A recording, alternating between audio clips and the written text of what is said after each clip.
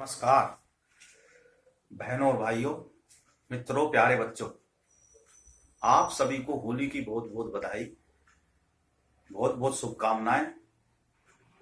ईश्वर आपके घर में खुशियां प्रदान करे। मेरी तरफ से पूरे संसार वासियों को भी बहुत बहुत बधाई।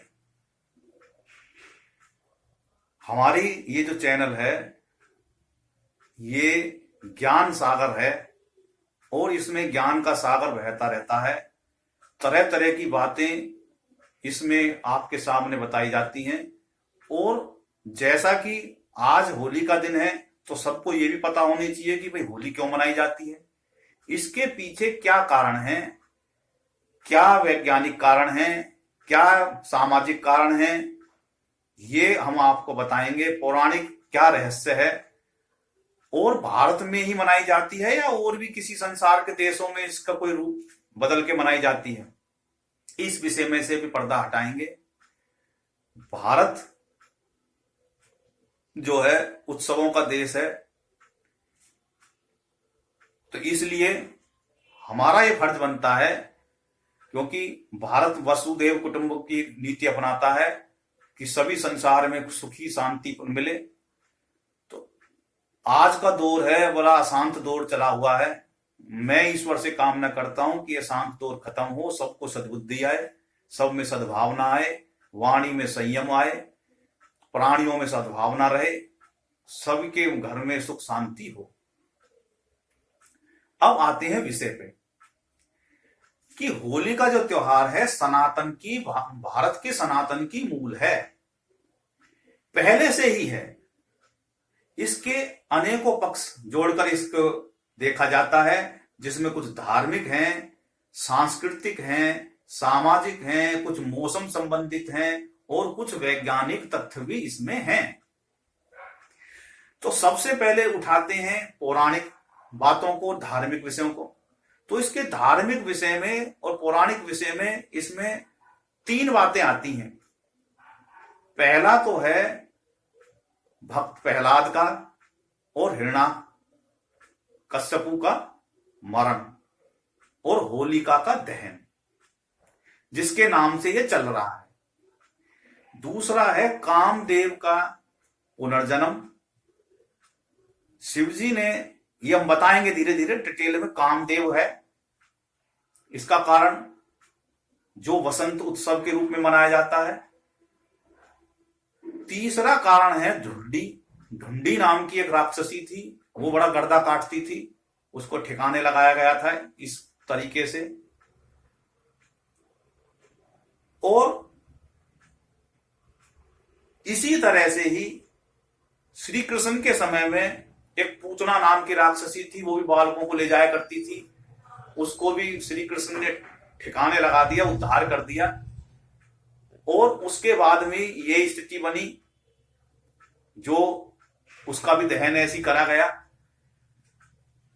तो श्री कृष्ण के समय में भी एक थोड़ा सा इसमें है, पूतना का भी कारण है। दूसरा क्या होता है कि किसान भी खुशी रहते हैं, क्योंकि फसल पक के तैयार रहती है और नया अन्न आता है, तो वो भी एक कारण है। दूसरा क्या है, सर्दी में सब अलसाए रहते थे, वो सर्दी खत्म हो जाती है, मौसम में सुहावना होने लगता है। तो ये एक सामाजिक और मौसमी कारण है। वैज्ञानिक कारण भी हम बताएंगे। तो सबसे पहले बात करते हैं प्रहलाद वाले विषय पे। प्रहलाद वाले भक्त के विषय, प्रहलाद के विषय में क्या थी कि प्रहलाद के जो पिताजी थे वो थे दो भाई। ये छोटी मैं ही बताऊंगा क्योंकि लंबा विषय हो जाएगा। उनके जो दो पिताजी, दो भाई थे, हिरण्याक्ष और हिरण्यकश्यपु। जो हिरण्यकश्यपु था वो राजा बन गया और हिरण्याक्ष युवराज हो गए। और उसने हिरण्याक्ष ने वरदान ले लिया कि मैं पृथ्वी पे कहीं भी जाऊं, किसी भी से भी ना डरूं, ना कोई मुझे मार सके। अब ऐसा वरदान पाके वो पृथ्वी पर हर जगह जाता, अंतरिक्ष में चला जाता और सबको परेशान करता, सबको, यानी कि जिसको जो मर्जी उसी की घर में जाके घुस जाता और उसको सबको मारता पीटता, बड़ा परेशान करता। ऐसी कानून व्यवस्था तार तार कर दी कि भाई कहते हैं कि कहने लगे कि पृथ्वी तो रसातल में ही चली गई। बहुत से साहित्यों में ये लिखा हुआ रसातल में पृथ्वी चली गई। तो उनका कुछ कुतर्कियों ने ये कहा कि क्या पृथ्वी समुद्र में चली गई, तो पृथ्वी कहां थी। रसातल में चले जाना का ये एक मुहावरा है, और इसका मतलब ये होता रसातल में चली गई, उसने पृथ्वी को बंधक बना लिया। ये भी कहते हैं ना भी कानून में, आज भी कहते हैं नहीं कि उसने फलाना को तो भाई देश को बंधक बना लिया, तो क्या देश उसने कैद में डाल दिया। तो ये सब बातें हैं, लोकोक्तियां हैं। तो उसने उसको पृथ्वी को बंधक बना लिया और रसातल में ले गया। अब सब जो है देवता इकट्ठे होके कहने लगे पृथ्वी का क्या हाल कर रखा है इसने, तो कहने लगे भाई मैं इसका समय आने पर उद्धार करूंगा, आप जाओ। विष्णु भगवान ने जैसे उसको वरदान मिला था, कोई देवता वगैरह कोई ऐसा नेचर का कोई भी जानवर, तो उन्होंने विशाल इस तरीके का रूप धारण करा, वराह का रूप धारण कर लिया। और वराह का रूप धारण करने के बाद में उन्होंने उनको पकड़ा और उसको निपटा दिया, उद्धार कर दिया उसको। उसके बाद में जब ये पता पड़ी हिरण्याकश्यप को, तो वो बड़ा दुखी हुआ और उसने भी जो है राजग्रहण उसको बनाया और कहने लगा मैं भी विष्णु को नाम मार दूं, तब तक मेरा भी कोई वो नहीं। और उसने जो है वरदान प्राप्त करा ब्रह्मा जी से। ब्रह्मा जी ने वरदान उसने ले लिया कि मैं कहीं यहां ना मारूं, धरती पर ना मारूं, आसमान में ना मारूं, दिन में ना मारूं, रात में ना मारूं। आप सब इस कहानी को जानते हैं, मैं लंबा नहीं खींच रहा। वो भी जब उसने ऐसे देखा, सब कोई डर के मारे उससे लड़े नहीं, झगड़े नहीं, और वो सब पहले वो सोच लगा तू तो भगवान बन गया। उसने कह दी मेरी पूजा करी जाएगी, मैं देखूं कौन है विष्णु। विष्णु उसके घर में जब वो तपस्या करने गया था, तो उसका जो पत्नी थी उसको पुत्र हुआ। और वो ऐसी परिस्थिति में हुआ कि वो जो है ऋषियों के घर में नारद जी के यहाँ पैदा हुआ, तो उसको नारद जी की जो भक्ति का चस्का लग गया और तपस्या के सारे उसने गुण सिखा दिए। वो जब वापस आया तो वो पढ़ाई लिखाई में उसका इतना मन नहीं है, वो तो तपस्या में लगा रहे। उन्होंने विष्णु उसने बताई कि किसकी कौन है ईश्वर। उन्होंने कहा हरि, श्री हरि हैं, भगवान विष्णु हैं। तो उसके पिताजी को मिर्च लगती, उसने समझाया, ना समझाने से माना, उन्हें तरह तरह की योजना बनाई, लेकिन वो नहीं मरा। उसकी एक बहन थी होलिका, उसको उसने भी अग्निदेव से वरदान ले रखा था कि मैं अग्नि भी मेरे को कोई ना असर डाले। उन्होंने एक विशेष कवच दे रखा था। वो कह लगे इसको तो मैं चुटकियों में निपटा दूंगी, इसको मैं गोद में बैठा के अग्नि में प्रवेश कर जाऊंगी, ये मर जाएगा, रांत कटेगी इसकी। ऐसा ही हुआ। उन्होंने जैसे अब हमारे यहाँ होली के लिए लकड़ी इकट्ठी करते हैं, तो ऐसे उन्होंने लकड़ी इकट्ठी करवा दी, पहरा उसमें, और वो गोदी में लेकर घुस गई उसको और आग लगा दी। होया ऐसा उथल पुथल सी मची कि वो कपड़ा तो प्रहलाद के ऊपर आ गया जो उसका कवच था, और वो मर गई। जब वो चिता में से निकला तो उसको जिंदा देख के जो लोग बाग जो बड़े शोर मचाने लगे और हर्ष करने लगे। ये सब देख के वो उसको पिताजी की होड़ आग बबूला कहने लगा तो किसके बलबूते कूद रहा है। निकल कि ये तो श्री हरि की माया है। श्री हरि कहां को सब जगह है। कहने लगे क्या इस स्तंभ में भी है? हाँ इसमें भी है। उनने उसने गदा मारी, उसमें से निकले नरसिंह। नरसिंह ने उसको मार दिया। अब उसके बाद में जब वो मर गया तो सब जगह डर फैल गया। लेकिन हुआ क्या कि वो सब शांत हो गए और बड़े धार्मिक तरीके से घंटे घड़ियाल बजाए, सबने एक दूसरे बुला लगा, एक दुष्ट का अंत हुआ। तो तब से ये इस सब रूप में मनाई जाती है। एक ये कहानी सबसे शुरू हुई, तब से हर साल इसी तरीके से ये जो है स्थिति हो गई, चालू हो गया ये तरीका। उसके बाद में क्या था, दूसरी कहानी आती कामदेव की। कामदेव की स्थिति क्या थी कि सूर्य मतलब जो शंकर भगवान तपस्या में करे हुए थे और उनको तपस्या भंग करने के लिए कामदेव जा पहुंचे। कामदेव को उन्होंने शंकर भगवान ने भस्म कर दिया। तो उसके बाद से सभी देवता कहने लगे भाई काम तो जो है मर गए, अब क्या होगा? अब तो सारे संसार में जो है आकर्षण खत्म हो जाएगा, तो संसार का चक्कर ही खत्म हो जाएगा। सबने फिर शिव जी भगवान से मनाए भाई क्या करें। तो कहने लगा भाई जो है नीरसता हो जाएगी, जितना भी है ये पेड़ पौधे सब नष्ट हो जाएंगे और सारे प्रजनन की प्रक्रिया बिगड़ जाएगी। यानी कि जब आगे संसार ही नहीं चलेगा तो कैसे होगा। तो उन्होंने जो कहा कि भाई जो है मैं इसको पुनर्जीवित कर देता हूं। तो वो पुनर्जीवित हो गए। तो उससे क्या है कि फिर से, क्योंकि ये बसंत जो है वो कामदेव का ही रूप माना जाता है। काम जब पृथ्वी पे आ गए तो सारा संसार जो सुंदर हो जाता है, तो तब से ये जो है एक बसंत उत्सव के रूप में मनाया जाता है। तो बसंत उत्सव का जो है कामदेव से लिंक है, तो ये बसंत ऋतु में मनाई जाती है, ये उससे दूसरा लिंक हो गया। तीसरा है कि एक ढुंडी नाम की राक्षसी थी। ढुंडी कौन थी, थोड़ा सा बता दूं। माली, सुमाली, मालवंत ये रावण के नाना थे, और ये त्रेता युग से पहले की घटना है। त्रेता युग जब शुरू ही हुआ था तो उस समय पर रघु का राज था, जो इसके नाम से रघुवंश कहलाया जाता है अयोध्या में, और उनका राज था, चक्रवर्ती सम्राट थे वे। तो ये माली, सुमाली, मालवंत थे, इनको वरदान मिल गया, तो ये भी गर्दा काटते हुए फिरते थे। और जब कोई भी आदमी को शक्ति मिल जाती है तो वो बरबंड हो जाता है, और वो ये कहता है जो कुछ है तू ही है, और कुछ नहीं है धरती पर, ये रेंगने वाले कीड़े हैं। और इस वजह से वो जो है सबको परेशान करते। विष्णु भगवान ने उनको भी ठिकाने लगा दिया, बस एक बचा माल्यवान। माल्यवान ने आगे योजना बनाई कि भैया ये तो हमारी लंका फंका सब कब्जा ली। फिर वो रावण पैदा हुआ, उसका किस्सा आगे है, वो मैं इसको यहीं छोड़ रहा हूं। तो उनकी जो वो ढुंडी जो थी पत्नी, उसको शिवजी भगवान से वरदान था, वो अदृश्य हो जाती थी, सूक्ष्म से सूक्ष्म रूप बना लेती थी, हवा में आंधी तूफान मचा देती थी, और उनको किसी के शरीर में प्रवेश कर जाना, यानी कि बैक्टीरिया की तरह से होकर वो लोगों को बीमार करती, छोटे बच्चों को, उनको, राजा को, यानी कि सबको दांत बदम कर रखा था उसने, और कुछ इलाज नहीं। अब रघु जो थे उन्होंने जो है शिवजी भगवान का ध्यान करा, और शिवजी भगवान ने उनसे बताया कि भैया इसका एक इलाज है, तो आप एक काम करो, भय से ही हमारा शत्रु है, भय को खत्म करना है। भय, ये बच्चे को निर्भय करो, ये डरे फिर रहे हैं, इनको आगे करना है, इनको लकड़ी की तलवार दे देनी है, इनके गले में जो है गाय के गोबर के उबलों की माला डाल के, और गांव के बाहर आपने ऐसी लकड़ी वकड़ी का इंतजाम कर लेना।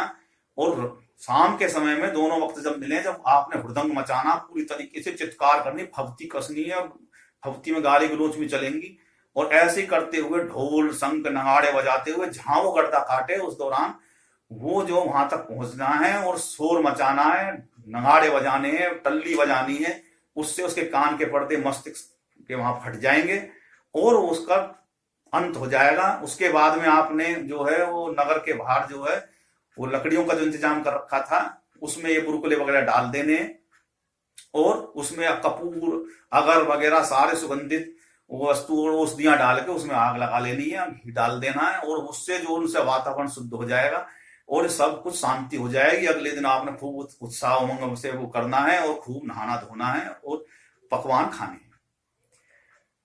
तो अब ये सिलसिला बुरकुलों का शुरू हो गया, तीसरी कहानी यहां जुड़ गई। इस प्रकार से ये ढुंडी की वजह से ये हो गया। अब श्री कृष्ण के समय में पूतना थी, ये पूतना भी बालकों को ऐसे उठा ले जाती, अपहरण कर लेती थी, तो उसको पूतना को जो है वो भी आई श्री कृष्ण को उठाने के लिए। श्री कृष्ण ने उसका भी उद्धार कर दिया, और वो जा गिरी गांव से बाहर, और उसको भी ऐसी उपलों में डालकर आग लगाई, जो सबने सामग्री वगैरह गिर के वातावरण शुद्ध हो गया, सब ढोल नगाड़े गुलाल खेलते हुए अपने घर को आ गए।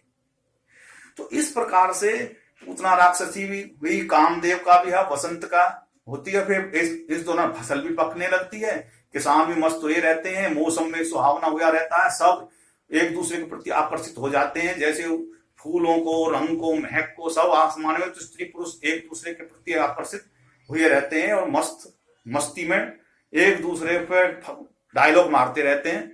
और इस वजह से ये जो होली का ये चरण आगे का स्वरूप बढ़ता चला गया।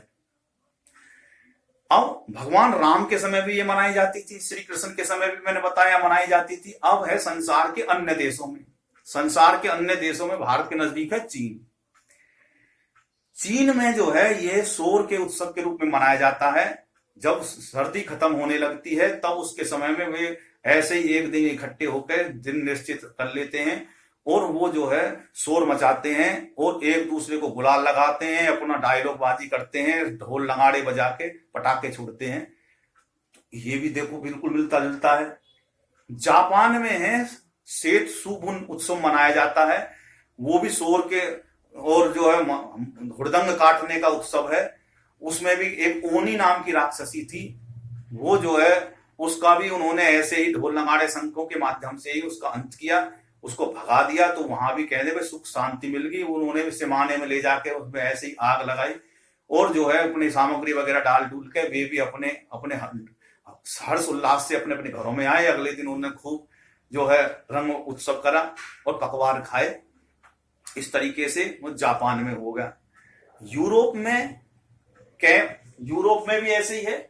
कैंप रन एक उत्सव मनाया जाता है। उसमें क्या होता है, दो टोली बन जाती है। एक टोली तो जो है राक्षसों के ऐसे डरावने कपड़े पहन लेती हैं और वो डराते हैं, और दूसरे जो होते हैं वो आम आदमी बन के जो है अपना ढोल नगाड़े शंख से उनको हल्ला काटते हुए फब्ती कसते हुए उनको डराते हैं, वो भाग जाते हैं।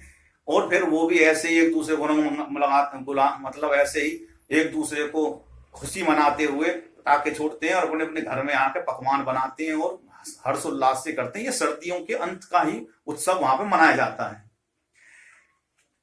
इस प्रकार से वसंत के आगमन में से जो है, जब वसंत ऋतु में ये होता है, ऋतु में जो है कामदेव की स्थिति वसंत ऋतु में ही होती है और संसार में नवजीवन सुंदरता आ जाती है। मौसम अजीब खुशबू छा जाती है, आकर्षण बढ़ जाता है, तरह तरह की कीड़ाएं करने लगते हैं, ठिठोली हर्ष करने लगते हैं एक दूसरे से स्त्री पुरुष। तो ये जो है उमंग उत्साह पैदा करता है। ये त्योहार जो है एक दूसरे को पकड़ कर तरह तरह की जल क्रीड़ाएं करते हैं। तो ये आज भी आप देख रहे हो ऐसे ही होता है अगले दिन। इस प्रकार से रोम। अब आता है वैज्ञानिक कारण। वैज्ञानिक कारण क्या है, मौसम का परिवर्तन होता है और हमारे को, हम किसी डॉक्टर के पास में जाते हैं, वो कहते हैं भैया तुम तो वायरल जगड़ में आ गए, बैक्टीरिया के जगड़ में आ गए और आप बीमार हो गए। तो उस दौरान क्या होता है, शरीर सुस्त सा पड़ने लगता है। जब मौसम परिवर्तन होता है, गर्म कपड़े पहने नहीं जाते, रात में रजाई नहीं ओढ़ी जाती, ओढ़ते हैं तो अजीब सा होता है, सुबह देखते शरीर टूटा टूटा नजर आता है। तो अब उस स्थिति में क्या होता है कि हमारा शरीर में जकड़न हो जाती है, शरीर आलस से पड़ जाता, उठता नहीं है। उसके लिए क्या करते हैं, एक ड्रिल होती है कि भाई हमको अपना भय निकालना होता है सबसे पहले तो। और दूसरा क्या होता है कि हमारा एक शरीर की प्रक्रिया होती है कैथारसिस। कैथारसिस की प्रक्रिया में क्या होता है कि हमें सामूहिक नृत्य, गान और अपनी एक्सरसाइज ऐसे ही करते हैं, जोर जोर से अपना गाते हैं, नाचते हैं सामूहिक रूप से। और उससे क्या होता है कि दो हार्मोनों का स्तर बढ़ता है, एड्रोल्फिन और डोपामिन हार्मोन बढ़ते हैं। उससे क्या होता है कि हमारे शरीर की रोग प्रतिरोधक क्षमता बढ़ने लगती है और शरीर ये जो है वो जो सा वो शरीर में जो वो सुस्ती सी है वो सब टूट जाती है और शरीर में ये बैक्टीरिया वगैरह जो होते हैं ये मर जाते हैं, वायरल समाप्त हो जाता है और ये जो है शरीर की जो है रोग प्रतिरोधक क्षमता बढ़ जाती है। तो ये होली का जो दहन का में भी आपने देख रहे हो कि गाय के गोबर के उपले हैं, बच्चों को जो है हाथ में, पहले तो गले में डाल के ले जाते थे, अब नया फैशन चल गया भैया अभी हमारे बालक जो गले में नहीं डालेंगे तो वो हाथ में पकड़ के ले जाते हैं। ये देखो बुड़कले का चलन पहले से चला आ रहा है। इसका कारण मैंने बता दिया। और ये कपोल बातें नहीं है, ये इतिहास में लिखी हुई है। और आज के समय में क्या हो रहा है कि इसका रूप और थोड़ा सा बिगड़ गया। बिगड़ कैसे गया कि इसमें लोग बाग जो थे वो लाभ उठाते हैं गर्दा काटने के लिए और अपनी अपनी रंजिश निकालने के लिए। बाट देखते हैं कब होली आवे कि कुछ ऐसे लोग हैं तत्वहीन, और मेरे धार्मिक स्थल पे तेने रंग कैसे गिर दिया, मेरा जो है मेरे ऊपर रंग कैसे गिर दिया, बच्चे हैं किसी पे डाल दिया गलती से, तो वे ताक में बैठ रहते, हमारे क्या होली मनाई जाती है और हम तो ये कर देंगे वो कर देंगे, ईंट पत्थर बरसाने के तान में रहते हैं। तो ऐसे लोगों से भाई बचना है। दूसरा क्या है कि भाई शराब का सेवन ना करें, नशे का लिमिट में रहें, एक दूसरे को गाली गलौज ना करें और जो उनसे दुश्मनी निकालने के चक्कर में रहते हैं उनसे भी बचना है भाई। क्योंकि ऐसे लोग जो हैं वो तान में रहते हैं क्योंकि वो आसुरी प्रवृत्ति के होते हैं। तो इसी वजह से ही ये होली का त्योहार जो है वो थोड़ा सा कम होने लगा। नहीं पहले तो बहुत ज्यादा उत्सव मनाए जाते थे, अब थोड़ा सबरूप ढीला हो गया, अपने तक ही सीमित हो गया, सामूहिकता से ना हो गया, अपने मोहल्ले तक ही रह गया।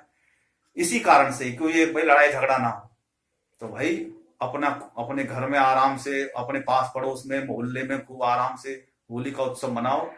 बड़े सबको एक दूसरे बड़े बड़े बुजुर्ग के प्रणाम करो, उनसे आशीर्वाद लो, आप हम उम्र से गले मिलो, उनको गुलाल लगाओ और बच्चों को आराम से ऐसे ही आशीर्वाद दो और उनको भी हल्का पतला गुलाल लगाओ। गंदे कलरों से मत ना खेलो, पक्के कलरों का प्रयोग मत ना करो, केमिकल वालों से मत ना करो, आंख नाक में घुस जाएंगे, बर्बाद हो जाएंगे। तो भाई शांति से अपने धैर्य से ये त्योहार मनाना है। सभी को मैं पुनः होली की शुभकामनाएं देता हूं। बहुत बहुत धन्यवाद। जय हिंद, जय भारत। अगला विषय हम फिर कोई लेके आएंगे, और क्योंकि ये ज्ञान का सागर है, ज्ञान हमारा विषय है। भारत माता की जय। जय हिंद, जय भारत। होली की बहुत बहुत बधाई।